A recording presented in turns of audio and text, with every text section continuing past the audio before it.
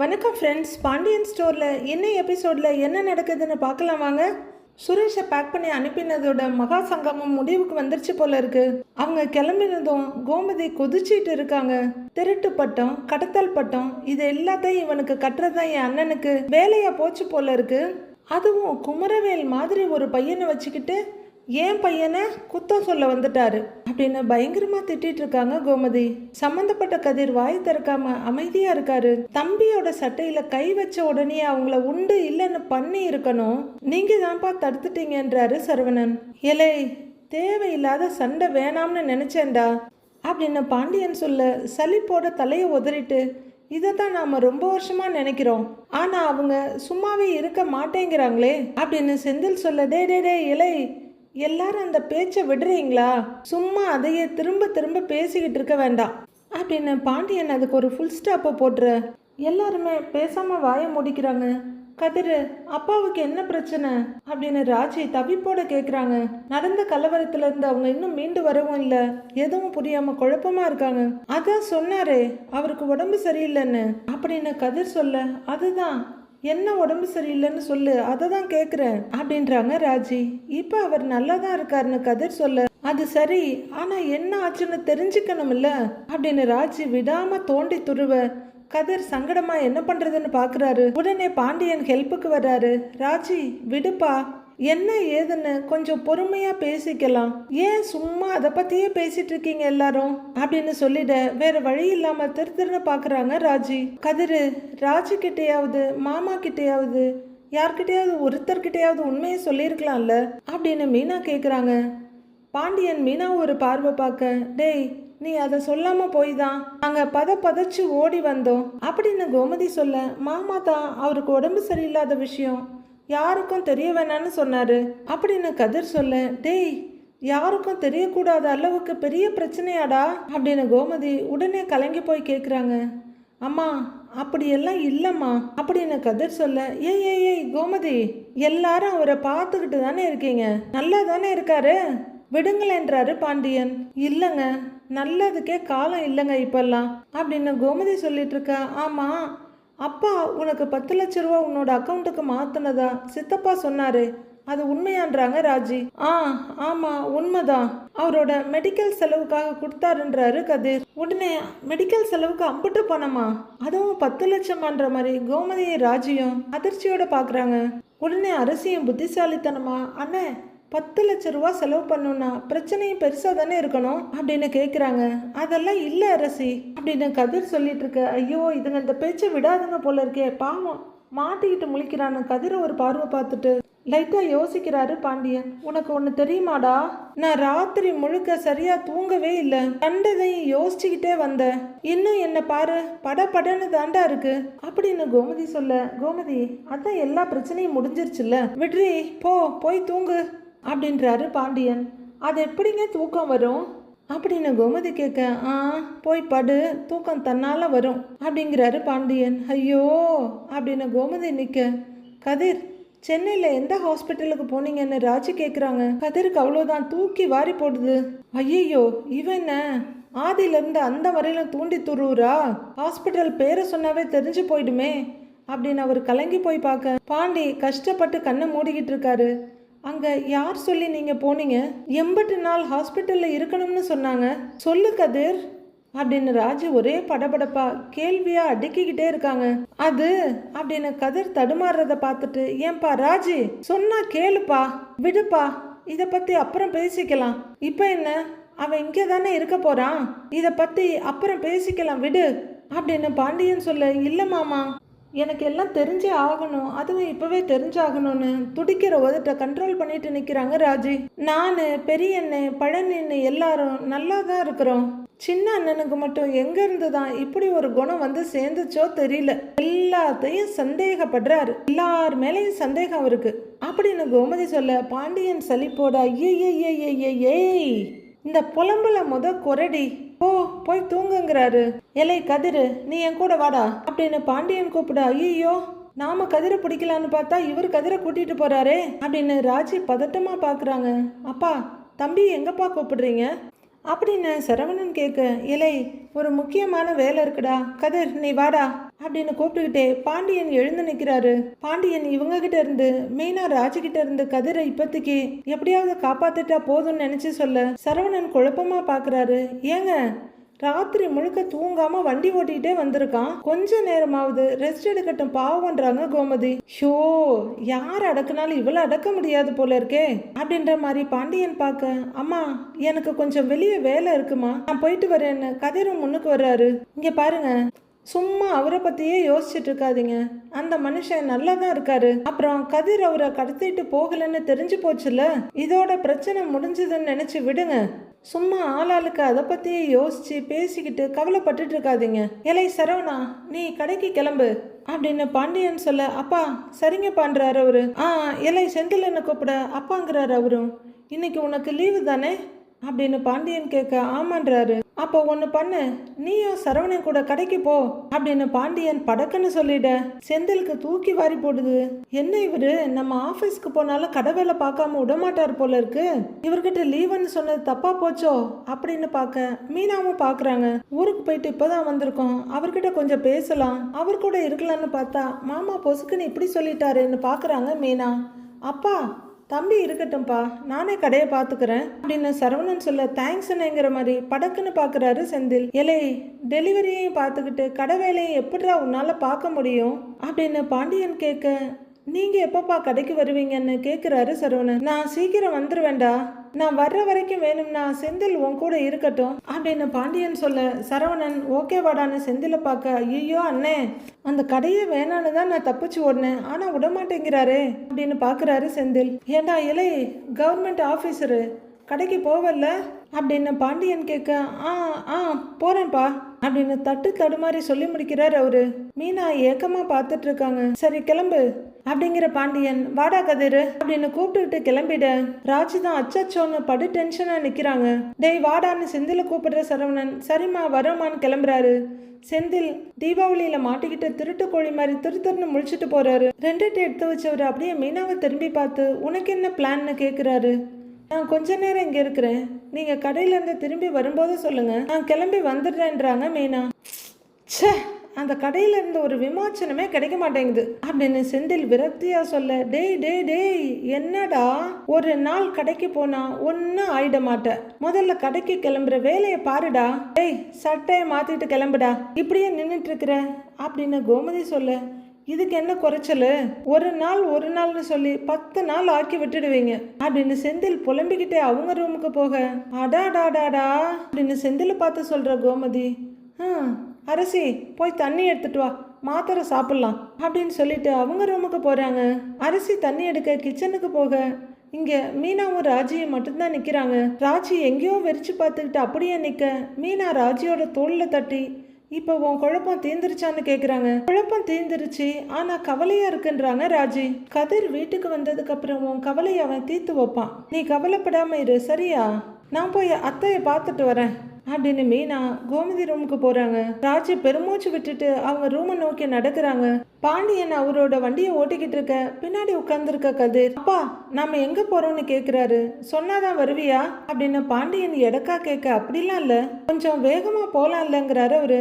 பேசாம வாடா அப்படிங்கிற பாண்டியன் சின்ன பிள்ளைங்க சைக்கிள் ஓட்டுற மாதிரி ஒலட்டி 10 கிலோமீட்டர் ஸ்பீடில் போயிட்டு இருக்காரு.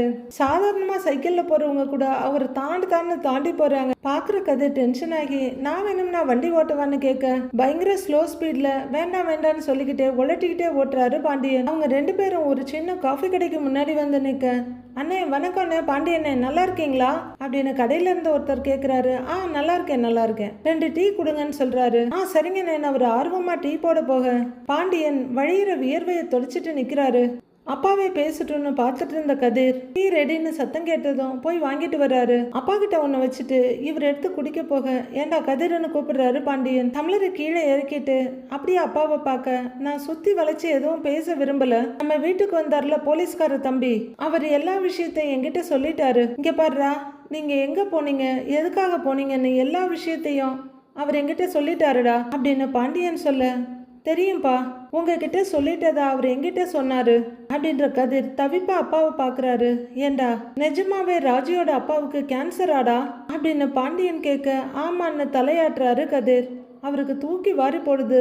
என்னதான் தெரிஞ்சதுனாலும் ரொம்பவே அதிர்ச்சியா தான் இருக்கு அவருக்கு. எப்படிடா இந்த விஷயம் உனக்கு எப்படி தெரியுங்கிறாரு பாண்டியன். உங்ககிட்ட சொன்னாரா அப்படின்னு அவர் கேட்க, என் ஃப்ரெண்டுக்கு அடிபட்டு ஹாஸ்பிட்டல்ல அட்மிட் ஆகியிருந்தான். நான் அவனை பார்க்க போயிருந்தேன். அங்கதான் நான் மாமாவை பார்த்தேன் அப்படின்னு கதிர் அவரோட ஃப்ரெண்டுக்கு அடிபட்டதும் அதை போய் பார்த்துட்டு இருந்துட்டு சொல்லிட்டு கிளம்புறப்ப அந்த காரிடார்ல சேர்ல தன்னந்தனியா முத்துவேல் உட்கார்ந்துருந்ததையும் அவர் பார்த்துட்டு அப்படியே நின்னதையும் அப்பா கிட்ட சொல்றாரு.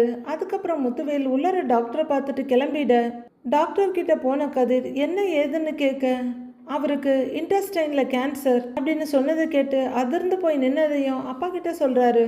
எல்லாத்தையும் சொல்லி முடிச்சுட்டு அம்மாவோட சின்ன அண்ணன் பிரச்சனையை கிளப்பலன்னா 2 நாள் இருந்து ரெஸ்ட் எடுத்துட்டு தான் வந்திருப்போம். பாவம் அவரு ராத்திரி முழுக்க கஷ்டப்பட்டு டிராவல் பண்ணி வந்திருக்காரு அப்படின்னு கதிர் சொல்ல பாண்டியன் கண்கள்ல துளிர்த்த கண்ணீரை தொடைக்கிறாரு. இப்ப நீங்க எதுக்குப்பா கண் கலங்குறீங்க அப்படின்னு கதிர் சங்கடத்தோட கேட்க, இல்லடா நல்ல மனுஷன்டா அவருக்கு இப்படி ஒரு வியாதி வந்திருக்க கூடாதுடா அப்படின்னு பாண்டியன் சொல்ல, வர்ற வியாதி நல்ல மனுஷன் கெட்ட மனுஷன்னு பார்த்தா வருது அப்படின்னு விரக்தியோட சொல்ல, அதுவும் சரிதாங்கிறாரு பாண்டியன் எங்கேயோ பார்த்துக்கிட்டு. ஏண்டா அடுத்து என்னடா பண்றது அப்படின்னு பாண்டியன் கேட்க, புரியலங்கிறாரு கதிர். இல்லடா அவருக்கு ஆப்ரேஷன் முடிஞ்சிருச்சு, அடுத்து என்னன்னு கேட்குறேங்கிறாரு பாண்டியன். கதிர் அமைதியா பார்க்க, ஏண்டா இனிமே அவருக்கு பயப்படுற மாதிரி எதுவும் இல்லைல்ல அப்படின்னு பாண்டியன் கேட்க, இல்லப்பா பயப்படுற மாதிரி ஒன்றும் இருக்காதுன்னு தான் நினைக்கிறேன் அப்படின்னு கதிர் சொல்ல, இலை நிஜமாவே அவருக்கு எதுவும் ஆயிடாதுல்ல, இங்கே பாடுறா சும்மா வீட்டில் சமாளிக்கிற மாதிரி சமாளிக்காத,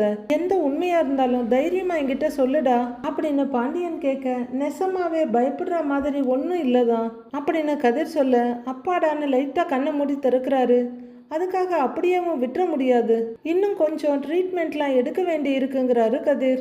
எதிர்காலத்துல எதுவும் தப்பா நடக்காம இருக்க அடிக்கடி டெஸ்ட்டுக்கு போயிட்டு வந்துதான் ஆகணும் அப்படின்னு கதிர் சொல்ல, சரிடா அவர் எப்படி இருக்காருன்னு கேட்கிறாரு பாண்டியன். அதான் பார்த்தீங்களேன்றாரு கதிர். இல்லடா மனசளவுல எப்படி இருக்காருன்னு கேட்டேன் அப்படின்னு பாண்டியன் கேட்க, ஆரம்பத்துல உடைஞ்சு போயிட்டாரு, அப்புறம் சரியாயிட்டாருன்றாரு கதிர். சரிடா அவர் இனிமேலாவது வீட்டில் சொல்லுவாரா இல்லை சொல்ல மாட்டாரான்னு எனக்கு தெரியல அப்படின்னு பாண்டியன் கேட்க, கண்டிப்பாக சொல்ல மாட்டாருங்கிறாரு கதிர். என்னமோ நடக்குதுன்னு மட்டும் அந்த ஆளுக்கு, அதான் சக்திவேலுக்கு தெரியுதுடா, ஆனால் என்ன நடந்துட்டு இருக்குன்னு தான் அந்த ஆளுக்கு தெரியல. இனிமேல் அந்த ஆளு சும்மா இருப்பான்னு நினச்சிட்டு இருக்கிறியா? நீ வேணா பாரு, கண்டிப்பா இன்னொரு பஞ்சாயத்தை கூட்டி தான் பண்ண போறாரு அப்படின்றாரு பாண்டியன். அவரை பத்தி கவலைப்படுற இடத்துல எல்லாம் நான் இல்லப்பா அப்படின்னு கதிர் சொல்ல, ஏண்டா எப்பவுமே உன்னை பத்தி நீ கவலைப்படவே மாட்டியாடான்றாரு பாண்டியன். கதிர் லைட்டான சிரிப்போட பார்க்க, இப்ப நம்ம 2 குடும்பத்துக்கும் நிறைய பிரச்சனை இருக்கலாம், ஆனா ஒரு காலத்துல ஒண்ணுமே இல்லாம இருந்த எனக்கு அந்த மனுஷன் நிறைய உதவிகள்லாம் பண்ணியிருக்காருடா. டேய் அடிப்படையில் அவர் ரொம்ப நல்லவர்டா அப்படிங்கிற பாண்டியன் கண்ணீரை கண்ட்ரோல் பண்ணிக்கிட்டு, இங்க பாருடா அவருக்கு ஒரு கஷ்டம் வரும்போது நம்ம கண்டிப்பா அவரை தனியா விட்டுடக்கூடாது, அவர் கூட நிக்கிறது தாண்டா சரி. இன்னைக்கு இல்லடா என்னைக்குமே நீ அவர் கூட நிக்கணும்டா. ஏண்டா கதிரு எப்பவுமே உனக்குன்னு ஒரு விஷயம் கூட யோசிக்கவே மாட்டியாடா கதிரு அப்படின்னு பாண்டியன் கேட்க, இதுக்கு நான் என்ன பதில் சொல்லுங்கிற மாதிரி பாக்குறாரு கதிர். நான் பார்த்த அளவுக்கு நீ எப்பவுமே அடுத்தவங்க நல்லதை பத்தி தாண்டா யோசிச்சுட்டு இருக்கிற. செந்திலை பத்தி யோசிச்சு அவனுக்கு ஒரு கல்யாணத்தை பண்ணி வச்ச, அதுக்கப்புறம் உங்க அம்மா சொன்ன வார்த்தைக்கு மரியாதை கொடுத்து ராஜியை கல்யாணம் பண்ணிக்கிட்ட. இப்ப உங்க மாமாவுக்காக எவ்வளவு பெரிய அவப்பெயரையும் சுமக்க தயாராயிட்டியடா அப்படின்னு பாண்டியன் கொஞ்சம் சங்கடமும் கொஞ்சம் பெருமையுமா கேட்க, எல்லாமே நம்ம குடும்பம் தானேப்பா அப்படின்னு கதிர் சொல்ல, அவர் தோல்ல தட்டி கொடுத்துட்டு, ஆமா நம்ம குடும்பம் தான், யார் இல்லைன்னு சொன்னது. அப்புறம் இன்னொரு விஷயம்டா, தன்னை பத்தி யோசிக்காம தன்னோட குடும்பத்தை பத்தி யோசிக்கிறதுக்கு ஒரு பெரிய மனசு வேணும்டா, அந்த மனசு உங்ககிட்ட இருக்குடா, நீ ரொம்ப நல்லவேண்டா அப்படின்னு முத்துவேல் சொன்னதை இப்ப பாண்டியனும் சொல்றாரு. கதிரும் கொஞ்சம் சந்தோஷத்தோட இப்பவாவது உங்களுக்கு புரிஞ்சுதேன்றாரு. உடனே பாண்டியன் சுதாரிச்சுட்டு, நான் உன்னை அப்படி வளர்த்துருக்கேன்டா அப்படின்னு பாண்டியன் சொல்ல, இதையே தான்ப்பா அவரும் சொன்னாரு அப்படின்னு கதிர் டக்குன்னு சொல்ல, யாருன்னு கேட்குறாரு பாண்டியன். அது ராஜியோட அப்பா, பண்றதெல்லாம் நானு, ஆனா பேர் மட்டும் உங்களுக்கு இல்லை அப்படின்னு கதிர் சிரிப்போட கேட்க, பாண்டியன் பெருமையோட சிரிக்கிறாரு. இப்போதைக்கு அந்த மனுஷன் நம்புற ஒரே ஒரு ஆளு நீ மட்டும்தான்டா, நீ அந்த நம்பிக்கையை காப்பாற்றணும்டா. எந்த சூழ்நிலை வந்தாலும் எல்லா சூழ்நிலையிலையும் நீ அவர் கூட நிக்கணும், அவரை பழைய மாதிரி நீ தாண்டா கொண்டு வரணும் அப்படின்னு பாண்டியன் சொல்ல, கண்டிப்பா நான் அதை செய்வேன்ப்பா அப்படின்னு உறுதி கொடுக்குற கதிர். அப்பா நீங்க உங்களுக்கு தெரிஞ்ச விஷயத்த அம்மா கிட்ட சொல்லலைல்ல அப்படின்னு மெதுவா கேட்க, டேய் அவளுக்கெல்லாம் இந்த விஷயம் தெரிஞ்சா தாங்க மாட்டாடா, உசுர விட்டுருவாங்கிறாரு பாண்டியன். யார்கிட்டயுமே சொல்ல வேண்டாம், ராஜிக்கும் எதுவும் தெரிய வேணாங்கிறாரு கதிர். டேய் நான் எப்படிடா சொல்லுவேன்? டேய் அவருக்கு இப்படி ஒரு வியாதிண்டு என்னால் ஏற்றுக்கவே முடியலங்கிறாரு பாண்டியன். என்னாலையும் தான்ப்பா, என்னால் இன்னும் நம்பவே முடியல. சிங்கம் மாதிரி இருந்த மனுஷன் இப்போ எல்லாத்துக்கும் இன்னொருத்தர் உதவியை எதிர்பார்த்து நிற்கிறது எனக்கு ரொம்ப கஷ்டமாக தான் இருக்குன்றாரு கதிர். ஆனால் அவர் தனியாகவே எல்லாத்தையும் பண்ணுறதுக்கு நான் கூட நிற்கிறதுக்கு ஒரு வாய்ப்பு கிடைச்சிதுன்னு நினைக்கிறப்ப எனக்கு ரொம்ப சந்தோஷமாக தான்ப்பா இருக்குன்றாரு கதிர். ஏண்டா இலை, அவர் கூட நீ நிற்கணும்டா, கடைசி வரைக்கும் நீ அவர் கூட நிற்கணும் அப்படின்னு பாண்டியன் சொல்ல, நிற்பேன்ப்பா, சூழ்நிலை எப்படி மாறினாலும் நான் நிற்பேன் அப்படின்னு கதிர் சொல்ல, அரை மணி நேரத்துக்கு அப்புறம் டீயை குடிங்கிறாரு பாண்டியன். கதிர் டீயை கையில் எடுக்க கோல்டு காஃபி போய் இப்போ கோல்டு டீ குடிக்க ஆரம்பிக்கிறாங்க ரெண்டு பேரும். வீட்டில் முத்துவேல் அவரோட பெட்டில் உட்காந்துருக்க அவருக்கு ஏதோ குடிக்க கொடுத்துருக்காங்க வடிவு. சக்திவேல், குமரவேல், பாட்டின்னு எல்லாரும் அங்கே தான் இருக்காங்க. ஒரு டம்ளரை கையில் கொடுக்க என்னங்க இன்னும் இருக்கேன்றாங்க வடிவு. போதும் வடிவன்னு சொல்ல, இன்னும் கொஞ்சம் தான் இருக்கு, குடிங்க, குடிச்சிருங்க என்ன கட்டாயப்படுத்துறாங்க அவங்க. அப்போ மாறி புயல் மாதிரி அங்கே வர்றாங்க. மாமா, விஷயத்தை கேள்விப்பட்டு பதறி அடிச்சு ஓடி வர்றேன், இப்போ எப்படி இருக்கீங்க அப்படின்னு பயமும் கலக்கமுமா கேட்க முத்துவேல் லைட்டான சிரிப்போட நல்லா இருக்கேம்மான்றார் அவரு. உடம்புக்கு ஒரு பிரச்சனையும் இல்லைல்ல அப்படின்னு பதட்டமும் உண்மையான அக்கறையுமா மாறி கேட்க சின்ன சிரிப்போட அதெல்லாம் ஒன்றும் இல்லைங்கிறாரு அவரு. அண்ணே, சென்னையில் எந்த ஹாஸ்பிட்டல்னே போனீங்க அப்படின்னு சக்தி கேட்க இவர் கொஞ்சம் கூட தயங்காம எல்லாம் நல்ல ஹாஸ்பிட்டல் தாங்கிறாரு. சக்திவேலுக்கு மறுபடியும் சந்தேகம் தலை தூக்குது. பெரியப்பா, நீங்க ஒன்று கதிர் சொன்ன ஹாஸ்பிட்டலுக்கு போயிடலையேன்னு குமரவேல் கேட்க எந்த ஹாஸ்பிட்டல் போகணும்னு நான் தான் முடிவு பண்ணேன் அப்படிங்கிறாரு முத்துவேல். சரிங்கண்ணே, உங்கள் ரிப்போர்ட் எல்லாம் எங்கே இருக்குது, அதை கொடுத்தீங்கன்னா செகண்ட் ஒப்பீனியன் பார்த்துடலாம் இல்லைண்ணே அப்படின்னு சக்திவேல் கேட்க அது கதிர்கிட்ட இருக்கு அப்படின்றாரு முத்துவேல். அண்ணே, அவங்கிட்ட என்ன கொடுத்து வச்சிருக்கீங்க அப்படின்னு சக்திவேல் கேட்க உன்னை சமாதானப்படுத்தி வீட்டுக்கு கூட்டிட்டு வரும்போது அதெல்லாம் கொண்டு வர முடியுமான்னு கேட்குறாரு முத்துவேல். சக்திவேலோட சந்தேகம் இன்னும் கொஞ்சம் ஜாஸ்தி ஆகுது. என்ன நடந்தது, ஏது நடந்ததுன்னு எதுவும் தெரியாமையே நீ சண்டைக்கு போயிட்ட அப்படின்னு பாட்டி கேட்க, ஏன் அத்தா, அண்ணன் தான் அவன் கூட கிளம்பி போனாங்க, போயிட்டு ஃபோனும் சுவிட்ச் ஆஃப், என்ன பண்ண முடியும், பதறும்ல, என்ன ஆச்சோ ஏதாச்சோன்னு, அதுவும் போனது ஒரு ஃப்ராடு கூட இருக்காதா எனக்கு அப்படின்னு சக்திவேல் கொந்தளிக்க, ஐயோ டங்கரானா பாருன்னு பாட்டி முகத்து திருப்பிக்கிறாங்க. பெரியப்பா, நாம அவங்கிட்ட இருந்த ரிப்போர்ட் எல்லாம் வாங்கிக்கலாம், நம்ம ஊர்லயே பெரிய டாக்டரா, பெரிய ஆஸ்பத்திரியில் நல்ல டாக்டரா பார்க்கலாம், செகண்ட் ஒப்பீனியன் கேட்கலாமே என்னப்பா அப்படின்னு குமரவேல் சொல்ல, ஆமாங்கண்ணே, குமார் சொல்றது கூட சரியா தான் இருக்கு அப்படின்றாரு சக்திவேல். அதுக்கெல்லாம் இனிமே அவசியம் இல்லைன்றாரு முத்துவேல். என்னப்பா, பெரியப்பா எதுக்குமே புடி கொடுக்கவே மாட்டேங்கிறாரு அப்படிங்கிற மாதிரி உச்சி கொட்டிட்டு அப்பாவை பாக்குறாரு குமரவேல். மாமா, என் பெரிய அண்ணன் மருமக டாக்டரா தான் இருக்காரு, அவர்கிட்ட வேணும்னா ஒரு ஒப்பீனியன் கேட்கலாமான்றாங்க மாறி. அதெல்லாம் வேண்டாம் விடுங்கன்றாரு அவரு. கூட பிறந்தவன், உங்க தம்பி மேல கூட நம்பிக்கை இல்லாம அந்த கேடுகட்ட அவனை நம்பி போனீங்க பாருங்க, அதுதானே வலிக்குது அப்படின்னு சக்திவேல் கொந்தளிக்க, டேய் இது நம்பிக்கை பத்தின விஷயம் இல்லடா, சொன்னா நீ வருத்தப்படுவ, அழுது புலம்புவ, நான் என்ன பாத்துக்குவனா இல்ல உன்னை சமாதானப்படுத்துவனா அப்படின்னு முத்துவேல் சொல்ல, நீங்க என்னதான் சொன்னாலும் என் மனசு கேட்க மாட்டேங்குதுன்னு, என்னால சமாதானம் ஆக முடியல அப்படின்னு சக்திவேல் சொல்ல, டேய் உன் பாசம் எனக்கு புரியுது, உன் வருத்தமும் எனக்கு புரியுது, கதிர் என்ன நல்லா தான் பார்த்துக்கிட்டான் அப்படின்னு முத்துவேல் சொல்ல, கேடி பய மனசை மாற்றி எங்கள் அண்ணனை ஒரு வழி பண்ணிட்டான் அப்படின்னு பல்ல கடிச்சிட்டு கையை உதறாரு அவரு. நீங்கள் எல்லாம் கூட இருந்தா எப்படி பார்த்துக்குவீங்களோ அப்படிதான் பார்த்துக்கிட்டான் அப்படின்னு முத்துவேல் சொல்ல, இருக்க உனக்கு பார்த்துக்கிறேன் ஒரு கையின்னு டென்ஷன் ஆயிட்டு இருக்காரு குமரவேல். ஆனால் எந்த வார்த்தையுமே சக்திவேலை சமாதானப்படுத்தல. அவனையும் நான் கூப்பிடணும்னு நினைக்கல, அவனாதான் வந்தான். இங்க பாரு, அதுக்காக உன்னை விட்டுட்டு அந்த பக்கம் போயிட்டேன்லாம் நினைக்காத அப்படின்னு தம்பியோட மனசை தெரிஞ்சுக்கிட்ட மாதிரி சொல்றாரு முத்துவேல். சே அப்படின்னு குமரவேல் தலையை திருப்ப, எனக்கு கொஞ்சம் அசதியா இருக்கு, நான் தூங்குறேன்றாரு முத்துவேல். முத்து, நீ படுத்து தூங்குப்பா, எல்லாரும் வாங்க நாம போலாம், அவன் படுத்து தூங்கட்டும், வடிவு நீ மட்டும் இங்கே இரு என்ன அப்படின்னு எழுந்திருக்கிற பாட்டி, நீ படுத்துக்கப்பா தூங்குன்னு சொல்லிட்டு வெளியே போறாங்க. வேற வழி இல்லாம மற்றவங்க நகர அவருக்கு இருமல் வருது. அவர் கொஞ்சம் தடுமாறிட்டு இருக்க, ஏங்க அப்படியே படுத்துக்கோங்க அப்படின்னு வடிவு தலைவனையை அட்ஜஸ்ட் பண்ணி விடுறாங்க. பயந்துட்டியா வடிவு அப்படின்னு கேட்க எதுவும் சொல்லாம தலையை குனிங்கிறாங்க. அவரை பாக்குறாங்க. போன் பண்ணப்போ என்கிட்ட வேற ஏதோ ஒரு காரணம் சொன்னீங்க, நானும் சந்தோஷமா இருந்தேன், திரும்பி வந்தா உடம்பு சரியில்லைன்னு சொல்றீங்க, நான் பயப்பட மாட்டேன்னா அப்படின்னு வடிவு கேட்க சின்னதா சிரிக்கிறாரு அவரு. என்கிட்ட மட்டுமாவது என்ன பிரச்சனை என்னன்னு சொல்லி இருக்கலாம்ல அப்படின்னு வடிவு கேட்க, உன்னை கஷ்டப்படுத்த வேணாம்னு நினைச்சேன் அப்படின்னு அவர் சொல்ல, அப்ப இப்ப கஷ்டம் இல்லையான்றாங்க வடிவு. ஐயோ இவளும் பேச கத்துக்கிட்டா, எப்படி பேசினாலும் மடக்கிறாளேன்னு பாக்குறாரு அவரு. அவங்களோட கையெடுத்து கையில வச்சுக்கிட்டு, வருத்தப்படாத நான் நல்லா தானே இருக்கேங்கிறாரு அவரு. வடிவு அப்பவுமே கலக்கமா பார்க்க, வடிவு ஒரு பார்வை பார்த்துட்டு, என்னதான் குமரவேலை நம்ம புள்ள மாதிரி வளர்த்தாலும் நமக்குன்னு ஒரு ஆம்பளை புள்ள இல்லையேன்னு நான் யோசிச்சிருக்கிறேன். அந்த குறைய கதிர் தீர்த்துட்டான் வடிவு. எப்படி பார்த்துக்கிட்டா என்ன தெரியுமா? கோமதியும் சரி பாண்டியனும் சரி அவனை நல்லா வளர்த்துருக்காங்க. பேசினாலும் பேசலனாலும் மனுஷங்கெல்லாம் ரொம்ப முக்கியம்னு சொல்லி சொல்லி வளர்த்துருக்காங்க. கதிர் ரொம்ப நல்லவன் வடிவு. நாம உலகம் முழுக்க வலை போட்டு தேடி இருந்தாலும் ராஜுக்கு இப்படி ஒரு மாப்பிள்ளை கிடைச்சிருக்க மாட்டான்.